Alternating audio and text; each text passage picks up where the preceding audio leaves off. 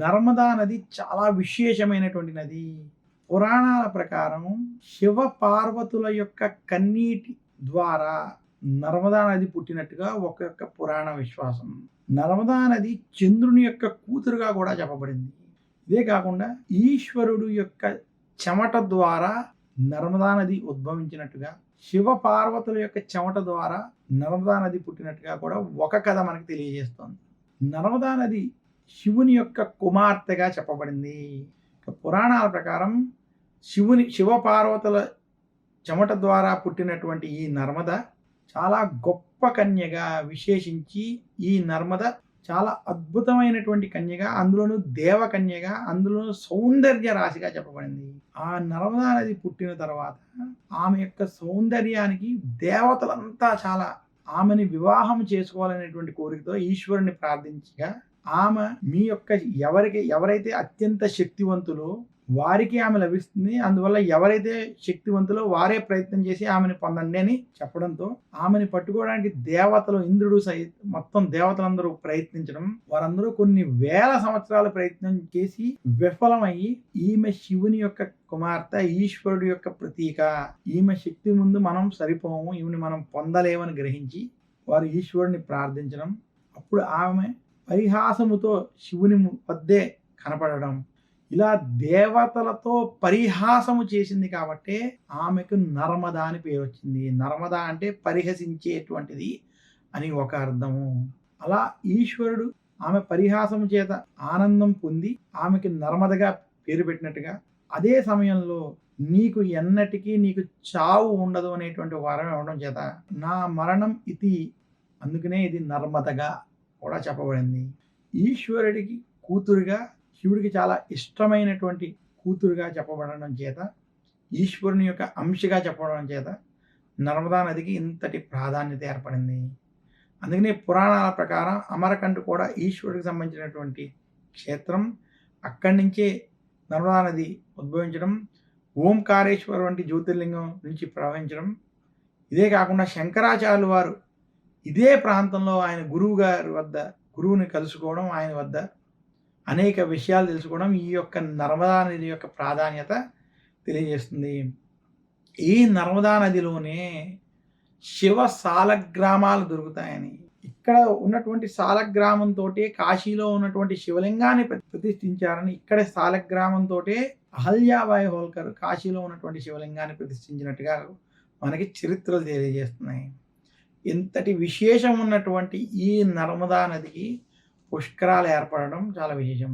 మనకి గంగా నదిలో స్నానం ఆచరిస్తే పుణ్యం లభిస్తుంది, 3 రోజులు సరస్వతీ నదిలో స్నానం ఆచరిస్తే పుణ్యం లభిస్తుంది అని, 7 రోజులు యమునా నదిలో స్నానం ఆచరించి పూజిస్తే పుణ్యం లభిస్తుందని శాస్త్రం తెలియజేసింది. కానీ ఒక నర్మదా నదిలో మాత్రం నర్మదా నదిని చూస్తేనే పుణ్యం లభిస్తుందని శాస్త్రాలు తెలియజేస్తున్నాయి. అంతటి విశేషం ఉన్నటువంటి నది నర్మదా నదిని పురాణాల ప్రకారం ఎవరైతే ఈ నర్మదా నదిలో పుణ్య స్నానాలు వంటివి ఆచరిస్తారో వారికి విశేషమైనటువంటి పుణ్యఫలం లభిస్తుందని తెలియజేస్తూ, మరొక్కసారి అందరికీ నర్మదా నది పుష్కర శుభాకాంక్షలు తెలియజేస్తూ, నర్మదా నది పుష్కర వైశిష్ట్యం ఎవరైతే విన్నారో వారికి నర్మదా నది యొక్క అనుగ్రహం కలిగి పుష్కర స్నాన పుణ్య ఫలితం లభించాలని కోరుకుంటూ సెలవు తీసుకుంటాను. మరొక్కసారి అందరికీ నర్మదా నది పుష్కరాల శుభాకాంక్షలు. నమస్కారం. నేను మీ చిలకమర్తి ప్రభాకర్ చక్రవర్తి శర్మ. పుష్కరం అంటే పోషించేటువంటిది అని అర్థం. పుష్టు అనే ధాతువు నుంచి ఏర్పడినటువంటి శబ్దం పుష్కరం. మనకి పుష్కరాలు అంటే 12 సంవత్సరాలకు ఒకసారి వచ్చేటువంటిది అని అర్థం. ఏ వ్యక్తి అయితే పుష్కరాల సమయంలో భక్తి శ్రద్ధలతో శాస్త్రబద్ధంగా పుష్కర పుణ్య నదీ స్నానాలు వంటివి ఆచరించడం చేత, పుష్కర స్నాన, పుష్కర దాన, పుష్కర జపాలు వంటివి ఆచరించడం చేత, పుష్కరాలలో చేసేటువంటి తపస్సు, యజ్ఞ యాగాది ఫలితాల వలన, పుష్కరాలలో చేసేటువంటి పిండ ప్రదానాలు వంటి వాటి వలన ఉత్తమ ఫలితాలు పొందుతారని శాస్త్రాలు తెలియజేశాయి. మామూలు రోజుల్లో చేసేటువంటి స్నాన దాన జప తపాదులు ఏవైతే ఉన్నాయో వాటికంటే కొన్ని వేల రెట్ల పుణ్య ఫలితం ఈ పుష్కర సమయాల్లో ఆ నదీ పరివాహక ప్రాంతాల్లో చేసేటువంటి పనుల వల్ల విశేషమైనటువంటి పుణ్యఫలం లభిస్తుందని శాస్త్రాలు తెలియజేస్తున్నాయి. అందుకనే పుష్కరాలకి ఇంతటి ప్రాధాన్యత, ప్రాముఖ్యత వచ్చిందని మనకి శాస్త్రాలు తెలియజేశాయి. ఇక పురాణాల ప్రకారం తుందలీకుడు అనేటువంటి ఒక మహాముని ఉండేటువంటి వారు.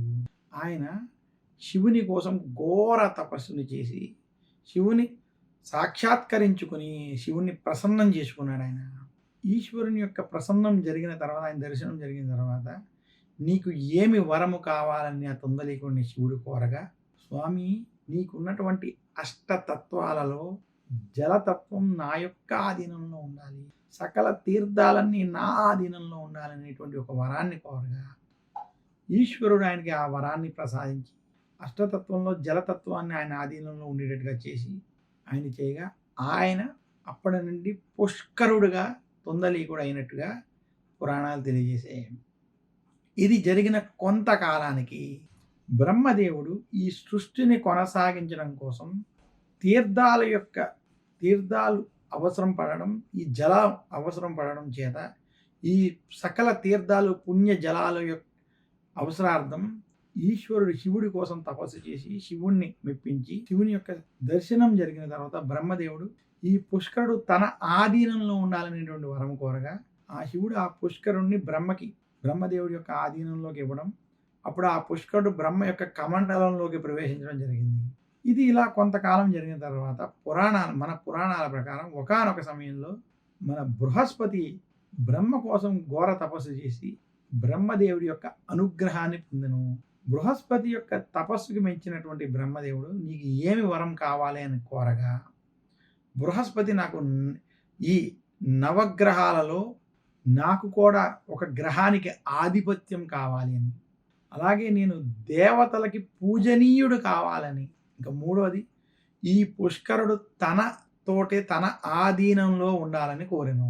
అప్పుడు బ్రహ్మ ఆయనకి తన యొక్క 3 వరాలు ప్రసాదించగా, ఆ యొక్క వరాలు విన్నటువంటి పుష్కరుడు ఎప్పుడైతే బ్రహ్మ ఆదేశం ప్రకారం బృహస్పతితో వెళ్ళమని చెప్పగా, ఆ పుష్కరుడు నేను శివుడి కోసం తపస్సు చేసి ఈశ్వరుడి దగ్గర ఉన్నాం అనుకున్నప్పుడు ఈశ్వరుడు మీకు అప్పచెప్పారు, అలాంటి నేను బ్రహ్మలోకంలో కానీ శివలోకంలో కానీ ఉంటాను తప్ప నేను బృహస్పతితో మాత్రం వెళ్ళలేను, అందువల్ల దయచేసి నన్ను మీతోటే ఉండనివ్వండి అనేటువంటి నియమాన్ని తన మనసులో ఉన్నటువంటి విషయాన్ని చెప్పగా, అప్పుడు బ్రహ్మదేవుడు బృహస్పతి మరియు పుష్కరుడి మధ్య ఒక సంధి కుదిర్చెను.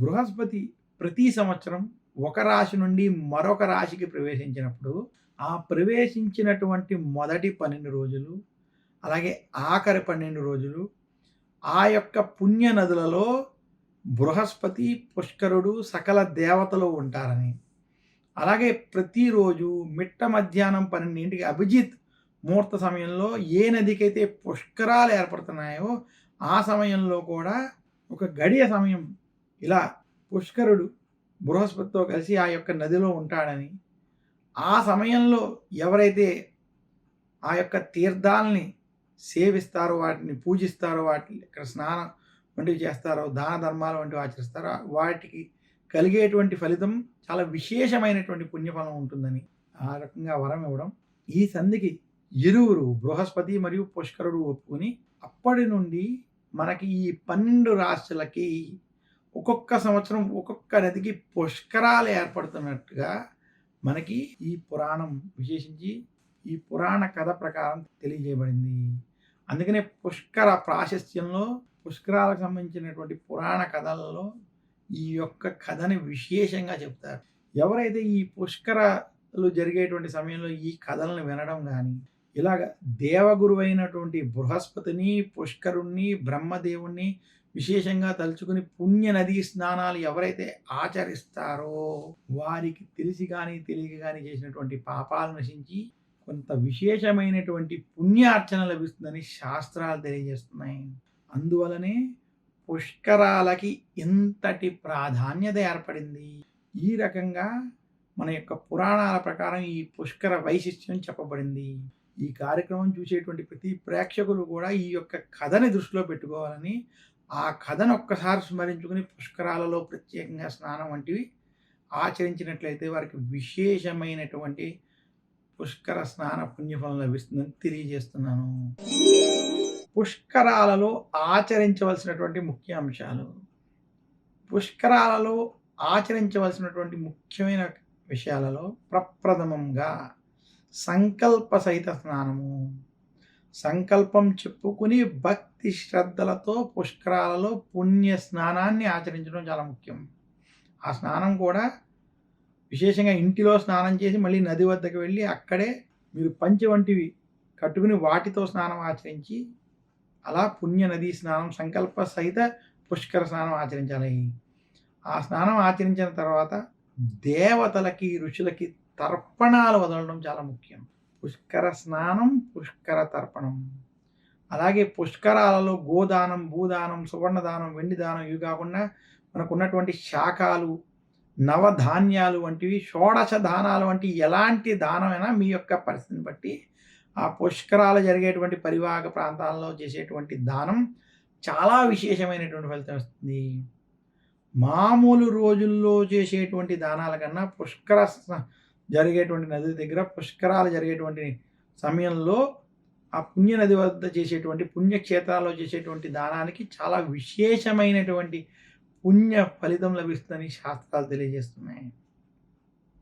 ఇంకా పుష్కరాలు జరిగేటువంటి నది వద్ద జపం, తపం ఎవరైతే జపాలు, తపస్సు వంటివి చేసుకుంటారో దానికి కలిగేటువంటి ఫలితం విశేషంగా ఉంటుంది.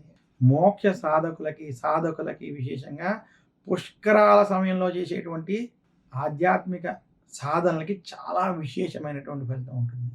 ఇక పుష్కరాల సమయంలో చేసేటువంటి హోమాలకి, యజ్ఞ యాగాది క్రతువులకి, అలాగే అక్కడ చేసేటువంటి పురాణాలకు సంబంధించినటువంటి పురాణాలు చదువుకునేటువంటి వాటికి, భగవద్గీత వంటి పారాయణం చేసేటువంటి వారికి, విష్ణు సహస్రనామం వంటి పారాయణం చేసేటువంటి వల్ల విశేషమైనటువంటి పుణ్యం కలుగుతుంది. ఇక పుష్కరాల సమయంలో వీటితో పాటు ఆ పుణ్య నది యొక్క పురాణ చరిత్ర, పుష్కరుని యొక్క చరిత్ర, పుష్కర వైశిష్ట్యం వంటివి ఇప్పుడు మనం చెప్పుకున్నటువంటి తుందలీకుడికి సంబంధించినటువంటి కథ దగ్గర నుంచి ఇవన్నీ కూడా మనం చదువుకోవడం, తెలుసుకోవడం వల్ల విశేషమైనటువంటి పుణ్యం లభిస్తుందని తెలియజేస్తున్నాను. ఎవరైతే పుష్కరాలలో ఈ రకంగా పుష్కర స్నానం, దానం, జపం, తపం, హోమాది కార్యక్రమాలు ఆచరిస్తారో వారి యొక్క పాపాలు నశించి పుణ్యాన్ని తెచ్చుకుంటారు. అదే పుణ్యం లభించడానికి భక్తి, శ్రద్ధ, భగవంతుడి మీద నమ్మకం, భగవతత్వం ఇవన్నీ చాలా ముఖ్యం తప్ప అపహాస్యాలతోటి లేదా మీరు భక్తి లేనటువంటి పూజ, శ్రద్ధ లేనటువంటి పూజ పనికిరాదని మాత్రం తెలియజేస్తూ మీరు ఏ పని ఆచరించినా భక్తి శ్రద్ధలతో భగవంతుడి మీద విశ్వాసముతో కనుక ఆచరించినట్లయితే అది సత్ఫలితాలు, పుణ్య ఫలితాలని ఇస్తుందని తెలియజేస్తున్నాను. పుష్కర స్నానం ఎలా ఆచరించాలి? మనకి ఏ నదికైతే పుష్కరాలు జరుగుతున్నాయో ఆ పుష్కర స్నానాలు భక్తి శ్రద్ధలతో ఆచరించాలి. పుష్కరాలు జరిగేటప్పుడు సబ్బులు, షాంపూలు వేసుకుని నదుల్లో స్నానం ఆచరించడం, అలాగే నదుల్లో హాస్యం వంటివి ఆడడం, ఈత కొట్టడం, ఇలాంటి స్నానాలు చేయడం ఇవన్నీ ఏవైతే ఉన్నాయో, అలాగే నదులని కలుషితం చేసేటువంటి పనులు వంటివి చేయడం, మలమూత్ర విసర్జన వంటివి చేయడం, నదుల్లో ఏది పడితే అది విసరడం, ఇవన్నీ ఏవైతే ఉన్నాయో ఇది పుష్కర స్నానంలోకి రాదు. పుష్కర స్నానం పుష్కర పుణ్యం కాదు కదా. ఇలాంటి కార్యక్రమం చేసేటువంటి వారికి పుణ్యం సంగతి పక్కన పెట్టినట్లయితే పాపములు, పాతకాలు మాత్రం అంటుకుంటాయని తెలియజేస్తూ పుష్కర స్నానాన్ని శాస్త్రబద్ధంగా విధి విధానంగా ఆచరించాలి. పుష్కర స్నానం ఆచరించేటువంటి వారు ఉన్నటువంటి ఇంటి యందు కానీ, వారు నివసించేటువంటి ధర్మశాల కావచ్చు, వారు ఉన్నటువంటి ఆ హోటల్ ఎక్కడైతే ఆ యొక్క నదీ పరివాహక ప్రాంతంలో ఎక్కడైతే వారు ఉన్నారో ముందు అక్కడే ఆ రోజు ఉదయమే ఇంటి వద్దే తల స్నానాన్ని ఆచరించాలి. మగవారైతే కొంచెం పంచి, సరైన వస్త్రం వంటివి కట్టుకోవడం, విశేషించి పైన కండువా వంటివి ఖచ్చితంగా ఉండేటట్టు చూసుకోవాలి. స్త్రీలు వారికి సౌకర్యంగా ఉన్నటువంటి చీర కానీ లేదా వారికి సౌకర్యంగా ఉన్నటువంటి వస్త్రాలు కట్టుకొని, స్త్రీలు ముఖ్యంగా పెళ్ళైనటువంటి వారు భార్యాభర్త కలిసి ఆచరించడం ఉత్తమం. అలా వారిద్దరూ కలిసి వెళ్ళలేనటువంటి స్థితి ఏర్పడితే కనీసం ఎవరు వెళ్తున్నారో వారు ఈ రకంగా వస్త్రధారణ వంటివి చేసుకుని ముఖ్యంగా ఇంటి వద్దే స్నానం ఆచరించి అప్పుడు ఆ పుష్కరాలు జరిగేటువంటి నదీ పరివాహక ప్రాంతానికి వెళ్ళాలి.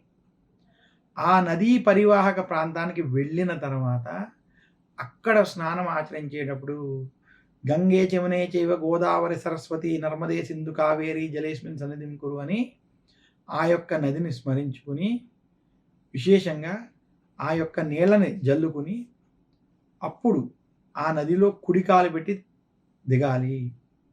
ముఖ్యంగా అక్కడ సంకల్ప సహితంగా భక్తి శ్రద్ధలతో పుష్కర స్నానం ఆచరించాలి. ఎవరైతే సంకల్పాన్ని చెప్పుకొని భక్తి శ్రద్ధలతో స్నానం ఆచరిస్తారో సబ్బులు షాంపూలు వంటివి వాడకుండా మీరు అక్కడ ఏదో ఒకటి మీరు చేయాలి అనుకుంటే నది కింద ఉన్నటువంటి మట్టితో స్నానం ఆచరించడం, స్త్రీలైతే కొంచెం పసుపు కుంకుమ లేదా గంధం వంటివి వాడుకుని స్నానం ఆచరించాలి తప్ప 3 మునకలతో పుష్కర పుణ్య నదీ స్నానం ఆచరించాలి. ఈ రకంగా పుష్కర స్నానం ఎవరైతే చేస్తారో వారికి పుష్కర స్నాన పుణ్య ఫలం లభిస్తుంది. ఇంకా పుష్కర స్నానం వంటివి ఆచరించేటప్పుడు ఆ నదిలో 3 మునకలు వేసిన తర్వాత దేవతలకి, ఋషులకి తర్పణాలు వంటివి వదలడం చాలా మంచిది. ఎవరైనా గతించిన వాళ్ళు ఉంటే ఆ పితృదేవతలు కూడా తర్పణాలు వదలాలి. అలా గతించినటువంటి వారు లేకపోతే మాత్రం దేవతలకి, ఋషులకి తర్పణాలు వదలడం. ఇంకా అక్కడ బ్రహ్మదేవుణ్ణి, శివుడిని అష్టాక్షరి, పంచాక్షరి మంత్రాలతో శివుణ్ణి, నారాయణ్ణి స్మరించుకోవడం. ఇదే కాకుండా బృహస్పతిని, పుష్కరుణ్ణి, అలాగే ఏ నది సంబంధించినటువంటి ఆ నదీ మాతని స్మరించుకుని అక్కడ స్నానం ఆచరించాలి. అలాగే ఉపనయనం వంటివి అయినటువంటి వారు అక్కడ గాయత్రి వంటివి చేసుకోవడం, లేదా గురువోపదేశం పొందినటువంటి వారు ఆ యొక్క మంత్ర జపాన్ని చేసుకోవడం. ఇది పుష్కర స్నానం, సంకల్ప సహితంగా చేసేటువంటి స్నానం. సంకల్పం చెప్పుకుని, గోత్రనామాలు చెప్పుకుని ఆ పుణ్య స్నానం ఆచరించాలని. ఈ రకంగా ఆచరించేటువంటి భక్తి శ్రద్ధలతో ఆచరించేటువంటి స్నానం పుష్కర స్నానం తప్ప హాస్యం వంటివి చేయడం, ఈత కొట్టడం వంటి స్నానాలు ఇవి పుష్కర స్నానాల్లోకి రావని మాత్రం సూచిస్తున్నాను. పుష్కర స్నానం ఆచరించేటప్పుడు దేవతల్ని, ఋషుల్ని తలుచుకోవడం, వారికి తర్పణాలు వంటివి వదలడం, సూర్యుడికి అర్ఘ్యం వంటివి వదలడం వల్ల విశేషమైనటువంటి పుణ్యఫలం లభిస్తుందని మరొక్కసారి తెలియజేస్తున్నాను. ఈ పుష్కరాలకు సంబంధించినటువంటి ప్రత్యేక కార్యక్రమం ద్వారా మీ అందరికీ ఈ పుష్కర స్నాన పుణ్య ఫలితం లభించాలని కోరుకుంటూ సెలవు తీసుకుంటాను. నమస్కారం. మీ చిలకమర్తి ప్రభాకర్ చక్రవర్తి శర్మ. పుష్కరాలలో చేసేటువంటి మరొక ముఖ్యమైన విషయం పితృదేవతలకు చేసేటువంటి కర్మలు, శ్రాద్ధ కర్మలు. పుష్కరాలు ఒక గొప్ప అవకాశం. ఎవరైతే గతించినటువంటి వారు ఉంటారో వారికి విశేషంగా ఉత్తమ గతులు పొందడం కోసం వారికి మనం ప్రతి సంవత్సరం చేసేటువంటి సంవత్సరికాలు వంటివి మనం ఆ తిథి ప్రకారం ఆచరించాలి. అలా ఆ తిథి ప్రకారం ఏ సంవత్సరమైనా ఇబ్బందులు ఏర్పడినా, కొంచెం ఏదైనా కార్యక్రమంలో చేయలేకపోయినా, లేదా వారు చాలామంది ఏ సమయంలో చనిపోయారో, ఏ తిథిలో చనిపోయారో తెలియనటువంటి వారికి కరోనా వంటి మహమ్మారి సమయంలో కావచ్చు, ఇతర దేశాల్లో కావచ్చు, లేదా ఏదైనా యుద్ధంలో కావచ్చు, ఎవరైనా ఏ సమయంలో కేదార్నాథ్ వంటి ఘటనలో కావచ్చు, ఏ సమయంలో చనిపోయారో తెలియనటువంటి వారికి పుష్కరాల్లో చేసేటువంటి పిండ ప్రదానాలు, పిండ దానాలు, పితృదేవతల కార్యక్రమాలు చాలా విశేషమైనటువంటి ఫలితాలను ఇస్తాయి. వారికి ఈ పుష్కర సమయం ఒక అద్భుతమైనటువంటి అవకాశం. ఇదే కాకుండా నిత్యం చేసుకునేటువంటి వారు కూడా ఈ పుష్కరాల్లో చేసేటువంటి పితృదేవతలకు సమర్పించేటువంటి తర్పణాలు కావచ్చు, పితృదేవతలకు సమర్పించేటువంటి పిండ ప్రదానాలు, అలాగే పితృదేవతల కోసం చేసేటువంటి దానాలన్నీ కూడా మామూలు రోజుల కన్నా ఇప్పుడు చేసేటువంటి సమయంలో చాలా విశేషమైనటువంటి పుణ్యఫలం ఇస్తుందని శాస్త్రాలు తెలియజేస్తున్నాయి. అందరికీ నమస్కారం. నేను మీ చిలకమర్తి ప్రభాకర్ చక్రవర్తి శర్మ. పుష్కరాలకి సంబంధించినటువంటి ప్రత్యేక కార్యక్రమానికి స్వాగతం. పుష్కరం అంటే పుషపుష్టో అనేటువంటి ధాతువు నుంచి ఏర్పడినటువంటి శబ్దం పుష్కరం. పుష్కరము అంటే పోషించేటువంటిది అని ఒక అర్థం. పుష్కర స్నానం పుణ్యార్చన చేసుకోవడానికి, సంపాదించుకోవడానికి, తనని తానుగా మనని పోషించుకోవడానికి, ఉద్ధరించుకోవడానికి సంబంధించినటువంటిదిగా ఎవరైతే పుష్కర సమయంలో చేసేటువంటి స్నాన, దాన, జప, తపాదులు ఏవైతే ఉంటాయో ఇవి ఆచరించినటువంటి వారికి విశేషమైనటువంటి పుణ్యఫలం లభిస్తుందని, దానివల్ల వారు తెలిసి గాని, తెలియక గాని చేసినటువంటి పాపాలు ఏవైతే ఉన్నాయో, ఆ పాపాలకి కొంత పరిహారం లభించి, ఈ పుణ్యాన్ని సంపాదించుకోవడం వల్ల పుణ్య మార్గంలో మానవుడు సంచరించడం చేత అతనిలో ఉన్నటువంటి కామ, క్రోధ, మోహ, లోభ, మద, మాత్సర్యం అనేటువంటి అరిషడ్ వర్గాలు నశించి భక్తి మార్గం పెంపొంది, ఆ భక్తి మార్గంలో వెళ్ళేటువంటి వారికి మోక్ష సాధనకి ఉపయోగపడేటువంటి మార్గం ఉపయోగపడుతుందని శాస్త్రాలు తెలియజేస్తున్నాయి. అందువల్ల ప్రతి ఒక్కరూ పుష్కర సమయంలో చేసేటువంటి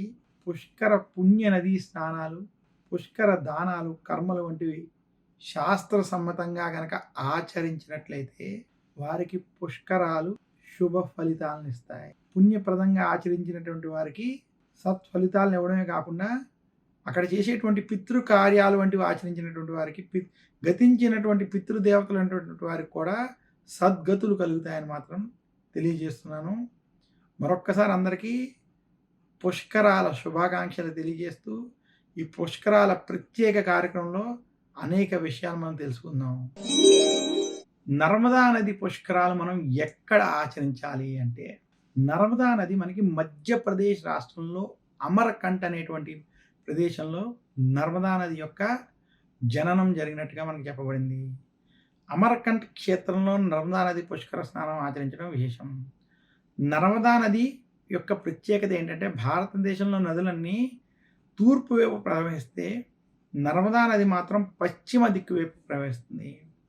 అటువంటి ఈ నర్మదా నది మధ్యప్రదేశ్ రాష్ట్రం నుంచి గుజరాత్ వంటి రాష్ట్రం ద్వారా, మహారాష్ట్ర వంటి గుజరాత్ వంటి రాష్ట్రాల ద్వారా వెళ్ళి సముద్రంలో, అరేబియా సముద్రంలో కలుస్తుంది. కాబట్టి ఈ నదికి చాలా ప్రత్యేకత ఉంది.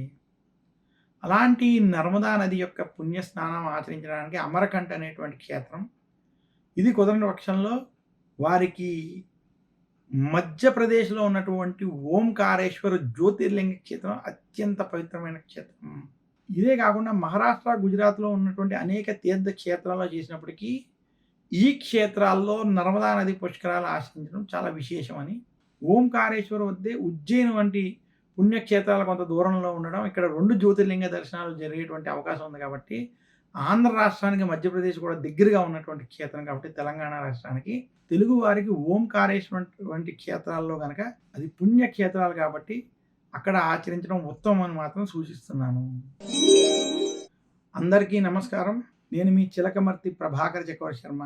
అందరికీ నర్మదా నది పుష్కరాలకి సంబంధించినటువంటి ఈ ప్రత్యేక కార్యక్రమంలోకి స్వాగతం తెలుపుతూ, నర్మదా నది పుష్కరాలకి సంబంధించినటువంటి పుష్కర స్నాన ఫలితం మీకు కలగాలని కోరుకుంటూ కార్యక్రమాన్ని ప్రారంభిస్తాను. నర్మదా నది పుష్కరాలు చాలా విశేషమైనవి. మనకి చిలకమర్తి పంచాంగరీత్యా దృక్ సిద్ధాంత పంచాంగ గణితం ఆధారంగా మే 1, 2024 మధ్యాహ్నం 12:58 దేవగురువైనటువంటి బృహస్పతి మేషరాశి నుండి వృషభ రాశిలోకి ప్రవేశించడం చేత మే 1, 2024 నుండి మే 12, 2024 వరకు 12 రోజుల పాటు నర్మదా నదికి పుష్కరాలు ఏర్పడుతున్నాయని తెలియజేయబడింది. ఈ 12 రోజులు ఎవరైతే భక్తి శ్రద్ధలతో నర్మదా నది ప్రవహించేటువంటి ప్రాంతాన్ని దర్శించి అక్కడ పుష్కర పుణ్యనది స్నానాలు వంటివి ఆచరిస్తారో వారికి నర్మదా నది పుష్కర స్నాన పుణ్య ఫలితం లభిస్తుందని తెలియజేస్తున్నాను. ఈ రకంగా నర్మదా నదిని గనక మనం స్మరించుకుని అక్కడికి వెళ్ళి అక్కడ మనకి శాస్త్రబద్ధంగా చేసేటువంటి స్నాన, దాన, జప, తప, హోమాది వంటి కార్యక్రమాలు ఎవరైతే శాస్త్రబద్ధంగా ఆచరిస్తారో అటువంటి వారికి నర్మదా నది యొక్క అనుగ్రహం చేత పుణ్యం లభిస్తుంది, వారి యొక్క పాపములు తొలగుతాయని శాస్త్రాలు తెలియజేస్తున్నాయి. మరొక్కసారి అందరికీ నర్మదా నది పుష్కర స్నాన ఫలితం లభించాలి, నర్మదా నది పుష్కర మహత్య విషయాలు తెలియాలి అని కోరుకుంటూ, నర్మదా నది పుష్కర వైభవానికి సంబంధించినటువంటి ఈ ప్రత్యేక కార్యక్రమానికి సంబంధించినటువంటి విషయాలు మీకు తెలియజేస్తాను.